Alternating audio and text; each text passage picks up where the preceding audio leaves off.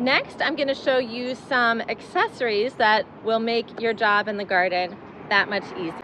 The first is these hog wire or cattle panel pieces. They make great arches in a bed. You can also do them horizontally for a Florida style weave, which we'll probably show you once we get to Georgia. They also make a great fence for DIY. You can grow vines on here. It's nice, open, and airy. And a trellis like this would be great for pole beans or sugar snap peas.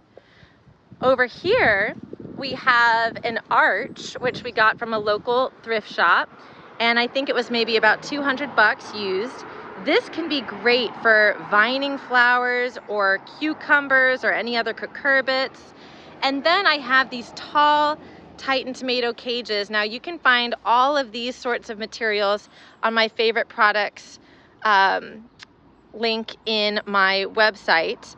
But these are really heavy duty cages. Honestly, I have experimented with so many tomato cages in the past that do not work. These are heavy duty and are solid, and they're going to be great for every type of tomato.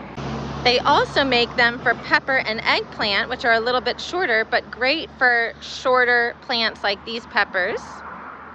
I always recommend having some random bamboo poles around the garden. You can use these for additional support if your tomatoes start to outgrow these trellises. I have this for my little composting system to stir it up, which I'll share here soon.